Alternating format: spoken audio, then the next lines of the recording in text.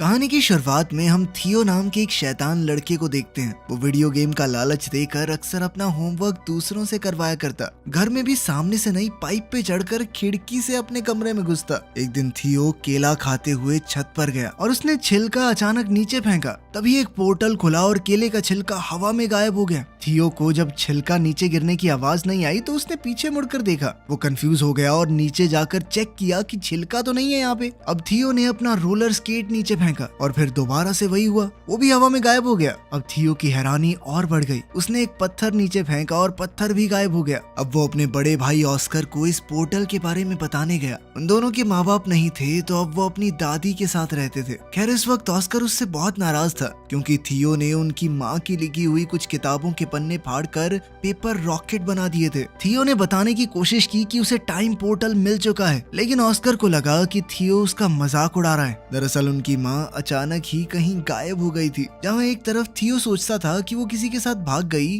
वहीं ऑस्कर का मानना है कि वो एक काबिल साइंटिस्ट हैं जो कि टाइम पोर्टल्स को ढूंढ रही थी और शायद अब किसी और समय में फंस चुकी हैं। वो उनकी रिसर्च को समझकर अपनी माँ को वापस लाना चाहता था। अब दोनों भाइयों में लड़ाई बढ़ती जा रही थी। इसी बीच दादी ने उन्हें कुछ खाने के लिए बुला लिया। दादी के आगे वो दोनों शांत रहे, लेकिन दादी के जाते ही दोबारा बहस शुरू हो गई। ऑस्कर ने गुस्से में थियो को एक आधी गाली बक दी, जिसके बाद थियो ने गुस्से में ऑस्कर का टर्टल पोर्टल में फेंक दिया। ऑस्कर बेचैन होकर हर जगह अपने प्यारे टर्टल को ढूंढने लगा, जिसके ना मिलने पर ऑस्कर ने हर जगह अपने टर्टल के मिसिंग पोस्टर्स लगाए। ऑस्कर उस टर्टल के बहुत करीब था। वो उससे अलग होकर बस रोता रहता। जल्द ही थियो को अपनी गलती का एहसास हुआ और उसने सब कुछ ठीक करने के लिए पोर्टल में कूदने का सोचा। पोर्टल में कूदते ही थियो भी वहां पहुंच गया जहां सब कुछ पड़ा था जो उसने पोर्टल में फेंका था। टर्टल भी वहीं पर था। थियो टर्टल को लेकर घर चला गया और वापस वहीं रख दिया, जिसके बाद वो चुपचाप सो गया। लेकिन अगली सुबह कुछ बहुत अजीब हुआ। थियो अभी सो ही रहा था, लेकिन ऑस्कर काम के लिए तैयार हो गया। अब ऑस्कर की उम्र काफी बढ़ चुकी थी। थियो दरअसल उस पोर्टल की मदद से 1990 से 2022 में आ गया था। यहाँ ऑस्कर एक फिजिक्स का प्रोफेसर है। जल्द ही ऑस्कर डेविड नाम के एक आदमी की दुकान पर कुछ सामान लेने गया।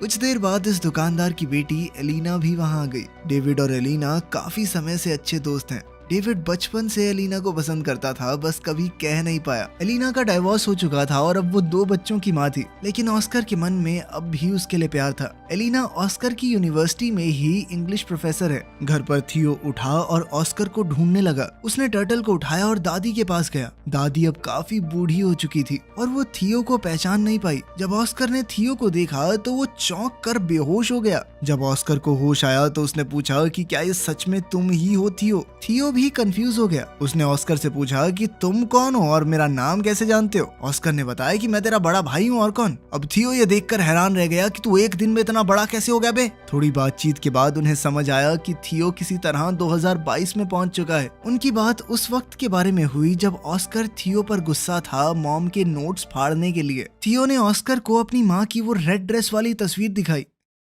थियो अब परेशान होकर 1992 में वापस जाना चाहता था, क्योंकि उसे डर था कि अगर लेट हो गया तो दादी उस पर चिल्लाएगी। थियो छत पर गया ताकि वो पोर्टल में वापस कूद पाए, लेकिन जैसे ही उसने पत्थर फेंका वो गायब हुआ ही नहीं। ये वाला पोर्टल तो 2022 में बंद हो गया था। थियो परेशान हो गया कि वो पोर्टल बंद कैसे हो सकता है। इस पर ऑस्कर ने उसे समझाया कि टाइम ट्रैवल इतना सीधा नहीं है। जिस रास्ते तुम यहाँ पर आए हो जरूरी नहीं वो पोर्टल वापस भी जाता हो। अब ऑस्कर ने सोचा कि एक नया पोर्टल ढूंढना पड़ेगा ताकि 2022 से 1990 में वापस जाया जा सके। इस बारे में जानकारी इकट्ठा करते हुए ऑस्कर थियो को अपने सीनियर प्रोफेसर के पास ले गया। उसने बताया कि 2022 में साइंस और टेक्नोलॉजी ने काफी तरक्की कर ली है, लेकिन टाइम पोर्टल जैसी कोई चीज नहीं हो सकती। प्रोफेसर की बात सुनकर दोनों भाई वहाँ से वापस आ गए। थियो मॉडर्न दुनिया को देखकर काफी हैरान था। उसने ऑस्कर का फोन देखकर पूछा कि ये क्या है। ऑस्कर ने समझाया कि ये एक फोन है, लेकिन पुराने फोन्स की तरह इसमें नंबर घुमाने नहीं पड़ते, ना ही इसमें कोई तार है। ऑस्कर ने थियो को शांत करवाते हुए कहा कि अभी हमें पोर्टल को ढूंढने पर ध्यान देना चाहिए। तुम्हें 1990 में वापस जाना है कि नहीं? तभी थियो ने ऑस्कर को बताया कि मुझे हाथ से लिखी हुई एक लिस्ट मिली थी माँ के पेपर्स में, जब मैं वो रिसर्च वाले पन्ने फाड़कर रॉकेट बना रहा था।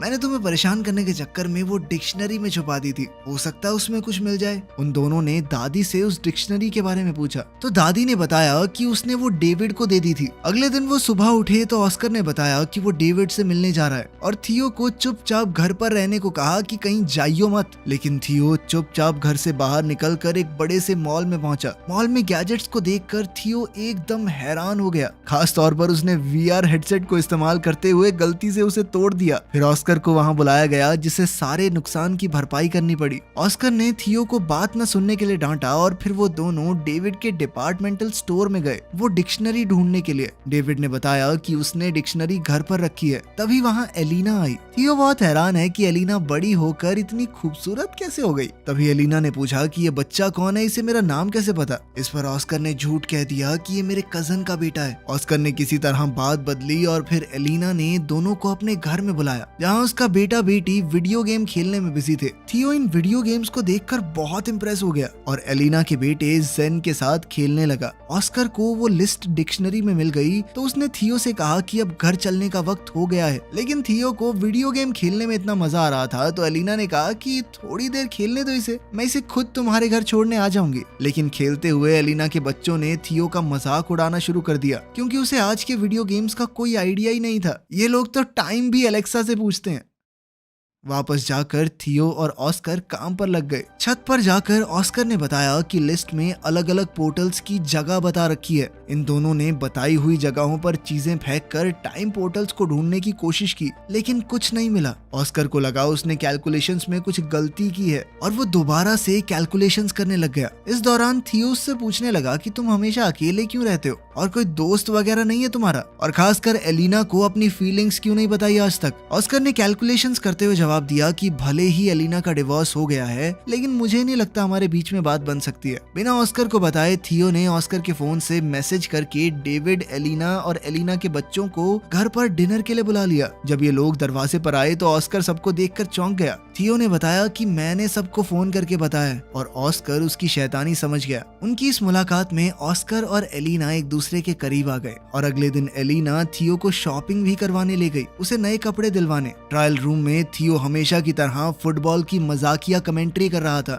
उसकी ये हरकत एलिना को याद आ गई और वो पहचान गई कि ये ऑस्कर का छोटा भाई थियो है। उसने थियो को गले लगाया और पूछा कि इतने साल गायब होने के बाद भी तुम्हारी उम्र क्यों नहीं बढ़ी। थियो ने बताया कि मैं एक टाइम पोर्टल में कूद गया था जिसकी मदद से वो सीधा 1990 से यहाँ पहुंच गया 2022 में। एलिना को विश्वास तो नहीं हो रहा था लेकिन उसके सामने जीता जागता सबूत था। एलिना ने कंफर्म करने के लिए ऑस्कर से पूछा। ऑस्कर ने पत्थर को छत से नीचे फेंका और इस बार पत्थर उछलकर ऊपर आ गया जिससे पता चला कि टाइम पोर्टल वहां है। ऑस्कर ने समझाया कि टाइम पोर्टल 3 तरह के होते हैं। पहली तरह के पोर्टल से सीधा ट्रैवल किया जा सकता है एक समय से दूसरे समय में। दूसरी जगह का पोर्टल पता नहीं आपको कहाँ ले जाकर पटक दे। और तीसरी तरह का पोर्टल बहुत खतरनाक होता है क्योंकि वहां से बाहर नहीं निकला जा सकता। थियो पहली तरह के पोर्टल का इस्तेमाल करके 2022 में पहुंचा है और अब उन्हें सही पोर्टल ढूंढना होगा जिससे थियो को वापस 1990 में भेजा जा सके। अब इन लोगों ने रोजाना रिसर्च करना शुरू कर दिया और एलिना का रोज वहां आना ऑस्कर को अच्छा लगने लगा। वो अकेले में खुशी से नाचने लगा। अब दोनों ने मिलकर सही पोर्टल ढूंढना शुरू किया। एलिना थियो को वापस 1990 में भेजकर कुछ ज्यादा खुश नहीं थी क्योंकि बीते हुए कल को बदलने से शायद उनका फ्यूचर भी बदल जाए। हो सकता है उसके बच्चे कभी पैदा ही ना हो।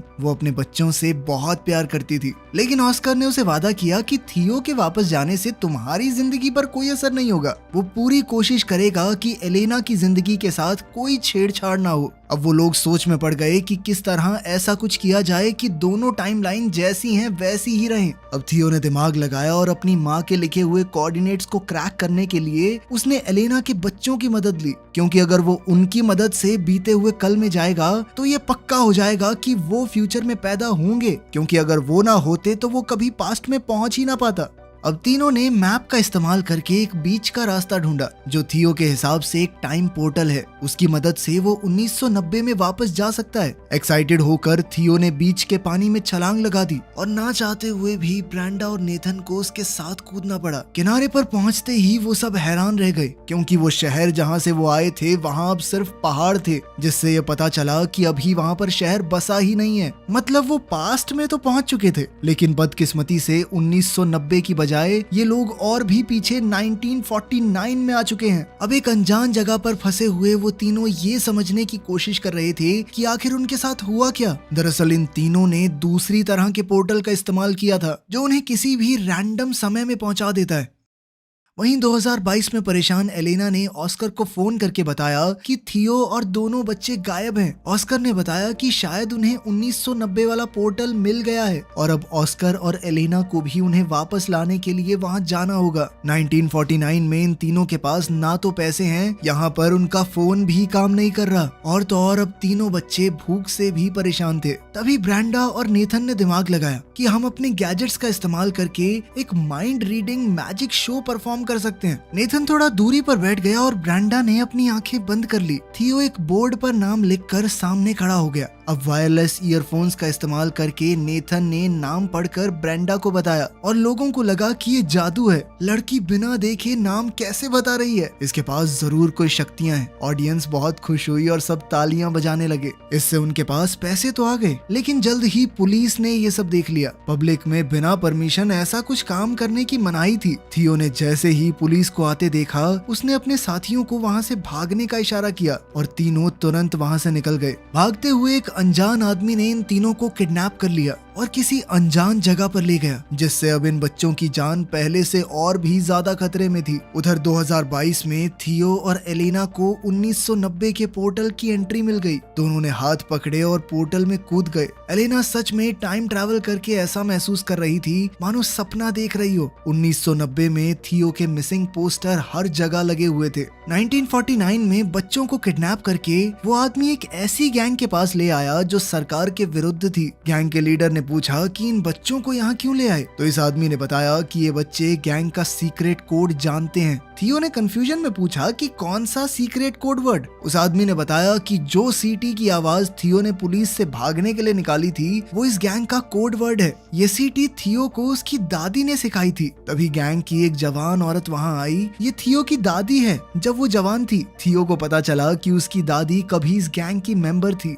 यहीं से उन्होंने वो सीटी बजानी सीखी है और उनसे थियो ने किसी को बताया नहीं कि ये उसकी दादी है, क्योंकि सब उसे पागल समझते। लेकिन वो इस औरत के गले लग गया। ये गैंग गवर्नमेंट के खिलाफ है, लेकिन लोगों की भलाई के लिए काम करती है और उनका इन बच्चों को कोई नुकसान पहुंचाने का इरादा नहीं था। इसीलिए वो तीनों अभी के लिए वहाँ सेफ हैं। दूसरी तरफ 1990 में ऑस्कर और एलेना बच्चों को ऑस्कर के घर में ढूंढ रहे थे, लेकिन वहाँ तो कोई भी नहीं था। अचानक उन्हें किसी की आवाज आई और दोनों कबर्ड में छुप गए। ये छोटा ऑस्कर है जो थियो के खो जाने के दुख में रो रहा है। फ्यूचर से आए ऑस्कर को ये देखकर बहुत दुख हुआ।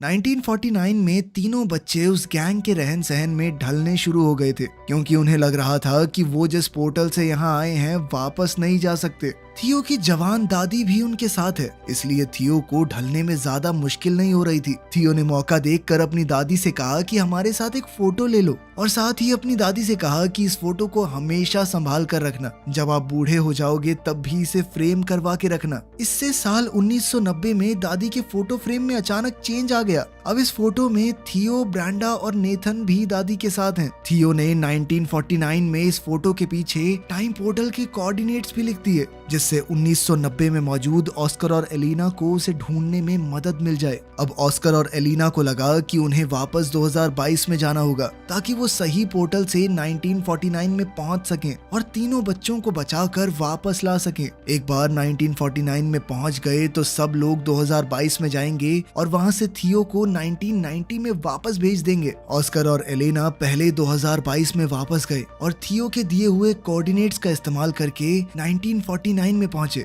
वहां थियो ने दादी की गैंग के मेंबर्स को बताया कि उसका भाई ऑस्कर उसे लेने आएगा, इसलिए दो लोग पहले ही वहां खड़े थे। दादी की सिखाई हुई सीटी जब इन लोगों ने बताई तो उसका रिस्पॉन्स ऑस्कर ने वैसी ही सीटी बजा कर दिया, जिसके बाद ऑस्कर और एलेना को दादी की गैंग के पास ले जाया गया। एलेना अपने बच्चों को ठीक हालत में देखकर बहुत खुश हुई, लेकिन थियो अब वापस नहीं जाना चाहता था। उसे अब 1949 में ही अच्छा लग रहा था। ऑस्कर को यह सुनकर बहुत बुरा लगा। उसने थियो से कहा कि माना भाई हम दोनों लड़ते हैं, लेकिन इसका मतलब ये तो नहीं कि एक दूसरे से प्यार नहीं करते। वो नहीं चाहता उसका छोटा भाई उसे छोड़कर चला जाए। ऑस्कर ने कहा कि तेरे जाने के बाद मैं कितना समय तुझे याद कर करके रोया हूँ, तू सोच भी नहीं सकता। तभी वहाँ उनकी यंग दादी आ गई। ऑस्कर उसे देखकर हैरान था लेकिन कुछ बोला नहीं। अब इन सबको 2022 में वापस जाने का टाइम पोर्टल ढूंढना है, इसलिए गैंग का एक आदमी उन्हें गाड़ी में छोड़ने जा रहा था। ये आदमी और कोई नहीं बल्कि ऑस्कर और थियो के दादाजी हैं। जल्द ही उन्हें 2022 में वापस जाने का पोर्टल मिल गया